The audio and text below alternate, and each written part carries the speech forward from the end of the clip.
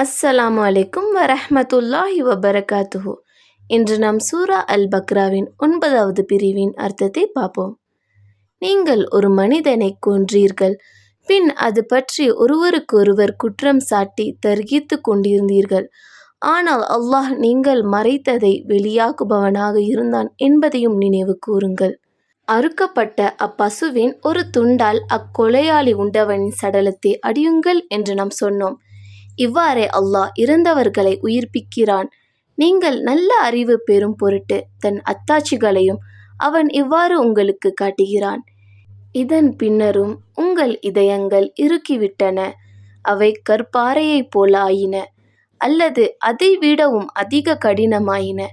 ஏனெனில் திடமாக கற்பாறைகள் சிலவற்றின்று ஆறுகள் ஒளித்தோடுவதுமுண்டு, இன்னும் சில பிளவுபட்டு திடமாக அவற்றின்று தண்ணீர் வெளிப்படக்கூடியதும் உண்டு.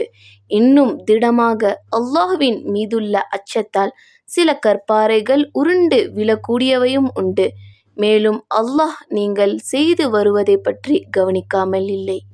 முஸ்லிம்களே, இவர்கள் யூதர்கள் உங்களுக்காக நம்பிக்கை கொள்வார்கள் என்ற ஆசை வைக்கிறீர்களா?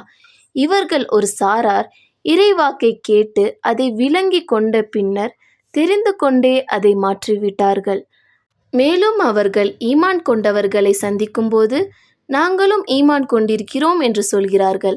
ஆனால் அவர்கள் சிலருடன் தனித்திடும்போது உங்கள் இறைவன் முன் எங்களுக்கு எதிராக அவர்கள் வாதாடுவதற்காக அல்லாஹ் உங்களுக்கு அறிவித்து தந்த தௌராத்தை அவர்களுக்கு எடுத்து சொல்கிறீர்களா? இதை நீங்கள் உணர மாட்டீர்களா என்று யூதர்கள் சிலர் கூறுகின்றனர்.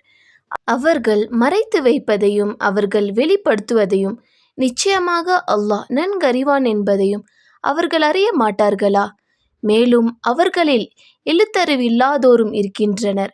கட்டுக்கதைகளை அறிந்து வைத்திருக்கிறார்களே தவிர வேறெதையும் அறிந்து வைத்திருக்கவில்லை. மேலும் அவர்கள் ஆதாரமற்ற கற்பனை செய்வோராகவே அன்றி வேறில்லை.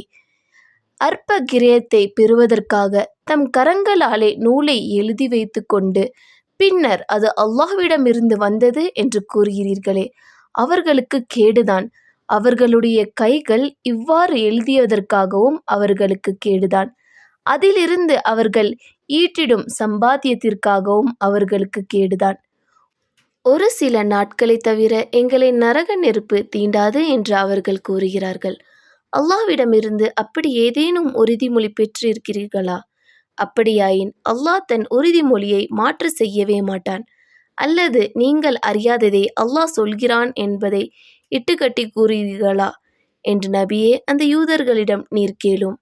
அப்படியல்ல, எவர் தீமையை சம்பாதித்து அந்த குற்றம் அவரை சூழ்ந்து கொள்கிறதோ அத்தகையோர் நரகவாசிகளே, அவர்கள் அந்நரகத்தில் என்றென்றும் இருப்பார்கள். எவர் நம்பிக்கை கொண்டு நற்கர்மங்களை செய்கிறார்களோ அவர்கள் ஸ்வர்கவாசிகள், அவர்கள் அங்கு என்றென்றும் இருப்பார்கள். 10வது பிரிவை அடுத்த வீடியோவில் பார்க்கலாம். இந்த வீடியோ உங்களுக்கு பயனுள்ளதாக இருந்தால் இந்த சேனலை சப்ஸ்கிரைப் பண்ணுங்கள். அஸ்ஸலாமு அலைக்கும் வரஹ்மத்துல்லாஹி வபரகாத்துஹு.